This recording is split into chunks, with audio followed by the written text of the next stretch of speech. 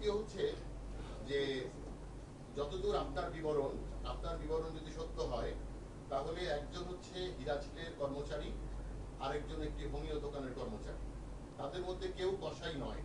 তাহলে তারা কেন চা পাতি বাসায় রেখেছিল বা বাসায় রাখতো?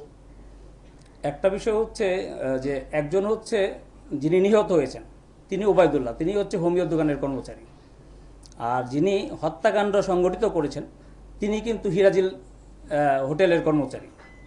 তো উনি মূলত হচ্ছে আমরা প্রাথমিক জিজ্ঞাসাবাদে যেটা বলেছি, যেহেতু তারা বাসায় বিভিন্ন জিনিস কাটার জন্য ব্যবহার করতো, তাদের বাসায় বোর্ডই ছিল না, তারা ওই যেহেতু অনেকে দেখবেন যে আপনার চাপাতি দিয়ে স্টিক যে বোর্ড থাকে, বোর্ডে কাটাটা স্বাচ্ছন্দ্য বোধ করে, ওই হিসেবে তারা এটা ওই কাজটা করেছে।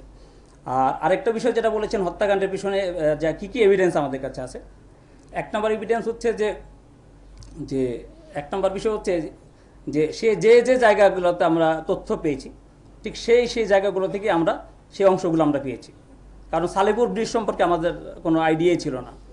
তারপর তার মাথা সে একটা কন্টেনারে ফেলেছে, এটা সম্পর্কে আমাদের কোনো আইডিয়াই ছিল না। এবং সেই কন্টেনার থেকে আমরা যদি মাথাটা না পেতাম তাহলে কখনোই আমাদের জন্য এটা ডিফিকাল্ট হতো বিশ্বাস করা যে সে এই হত্যাকাণ্ডের সাথে জড়িত, অথবা সে এই একাই এই হত্যাকাণ্ড সংঘটিত করেছে।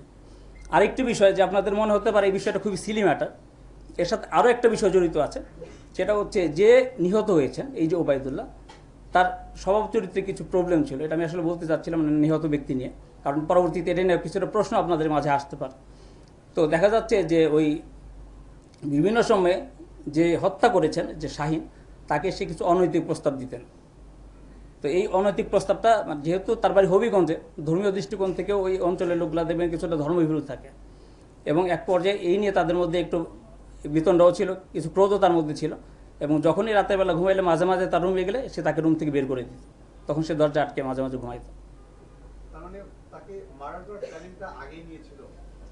মারার প্ল্যানটা আগে নিয়েছে সেটাও এখনই বলা যাচ্ছে না, এটা তদন্তে হয়তো আরও আমরা বিষয় জানতে পারবো। আপনারা জানেন যে আমরা বিষয়টা জানতে পেরেছি 28 তারিখ, অর্থাৎ গতকাল সকালবেলা। তারপর থেকে আমরা অভিযানগুলো অব্যাহত রেখেছি, একাধিক টিম নিয়ে কাজ করছি, তাকেও আমরা জিজ্ঞাসাবাদ করছি, আরও জিজ্ঞাসাবাদের প্রয়োজন আছে এবং আমাদের আরও তথ্য প্রমাণ সংগ্রহের দরকার আছে। বিভিন্ন জায়গায় এই শরীরে এতগুলো খণ্ডিত অংশ